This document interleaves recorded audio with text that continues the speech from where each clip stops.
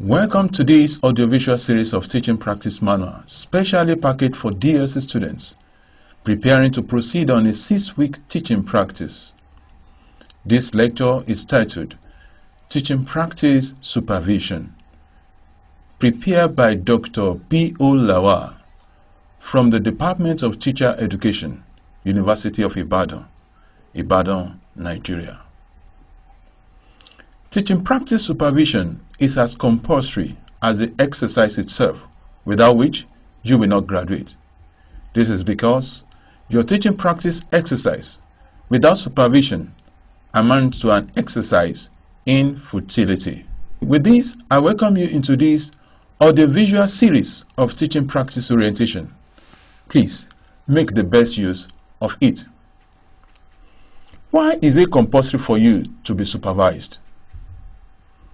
You must be supervised for the following reasons. Number one, it will give the students opportunity to know their weaknesses and strengths.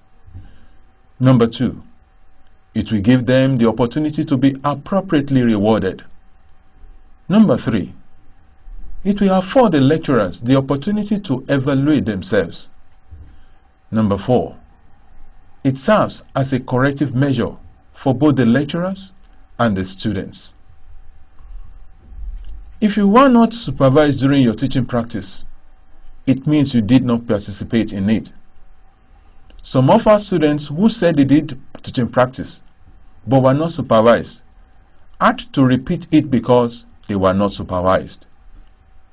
Again, by being supervised, you will be able to know your weaknesses and strengths as stated earlier. Then you will be appropriately rewarded. Some students on teaching practice are naturally hardworking. They will not miss any of their lessons. Some will be dragging their feet. At times, they will be making excuses. They will not be going to school. Whether or not we are hardworking, nobody will know unless you are supervised. It is when you are supervised that we will officially know that you did teaching practice or you participated in it. As a student teacher, where are you supposed to be supervised?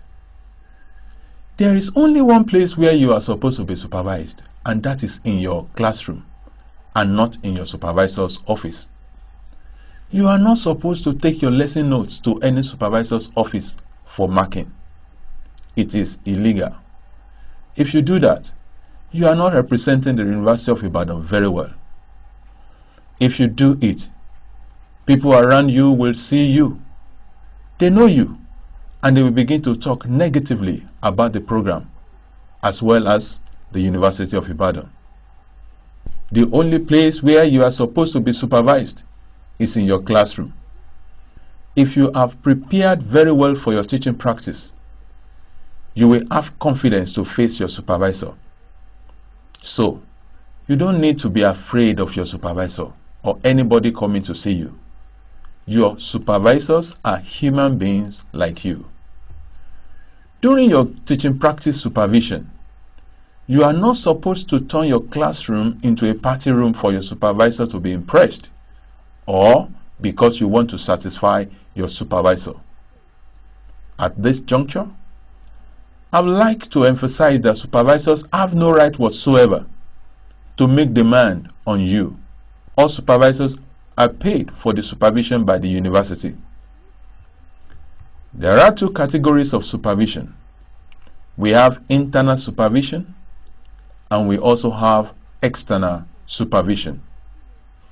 You are very fortunate in the sense that most of the lecturers that are taking the regular students at the University of Ibadan are also the same lecturers teaching you. Hence, you are being exposed to the same treatment and the same teaching practice. The way we organize teaching practice orientation for our regular students is the way we also organize it for you on distance learning mode. So the point I want to make is that the internal supervisors are your lecturers. They are people you know very well. They are not from any other university apart from the University of Ibadan. Some of you may be fortunate in the sense that you will be supervised by both the internal and the external supervisors.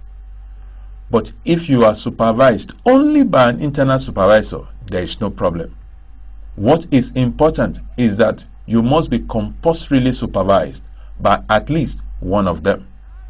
You should note that your teaching practice will not come to an end until the external supervisor moderates your teaching practice. The fact that you have been supervised by an internal supervisor does not mean that the teaching practice has come to an end. The last week of the exercise is the period for external supervision.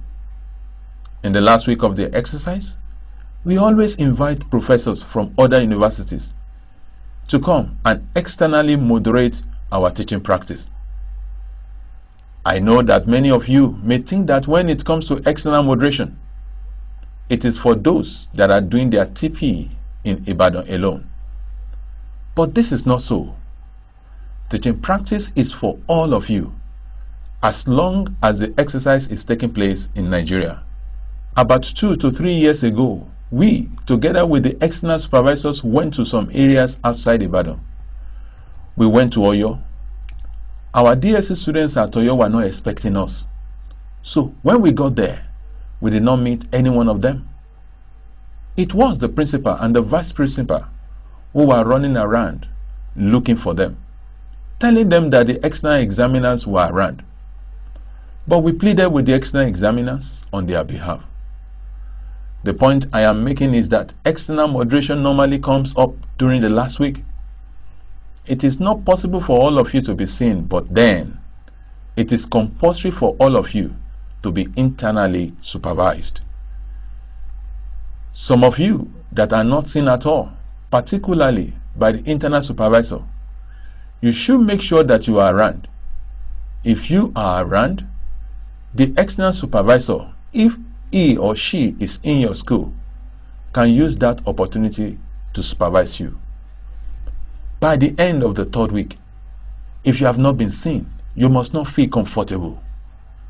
Don't have the feeling that if you are not supervised, a score will be given to you and be submitted to the TP coordinator. No score will be given to you. It is an automatic carryover. Some time ago, one of our DSC students who said she did teaching practice the previous year came to tell me that she was not supervised and that I should assist her. I simply told her that the following month another teaching practice will start and that she should prepare for it. And she did. The bitter truth is that the affected student repeated it. That shows that teaching practice supervision is very important. If you are not supervised by the end of the 3rd week, get in touch with the DSC about this. I promise that as long as you have registered for the teaching practice, you will be supervised. But if you have not registered for it, no supervisor will be assigned to you. We only assign you a supervisor when you register with us. But if you have registered, your name will be brought to us, and I assure you that as a registered student for teaching practice, you have a right to be supervised, and you will be supervised. Moreover, the internal supervisors are your lecturers that teach your courses, while the external supervisors are the supervisors from other universities. It is important to use external supervisors for the purpose of quality assurance. Students who have been underscored will get a redress, while those who were overscored may also be seen. This exercise takes place during the last week of the exercise. when it is expected that all the students must have been seen or supervised. Until teaching practice results are moderated by the external examiners, such results remain invalid. With this, we have come to the end of this lecture titled Teaching Practice Supervision. It was prepared by Dr. B.O. Lawal from the Department of Teacher Education, University of Ibadan, Ibadan, Nigeria. This has been a production of the Distance Learning Center, University of Ibadan. Thank you for your patience.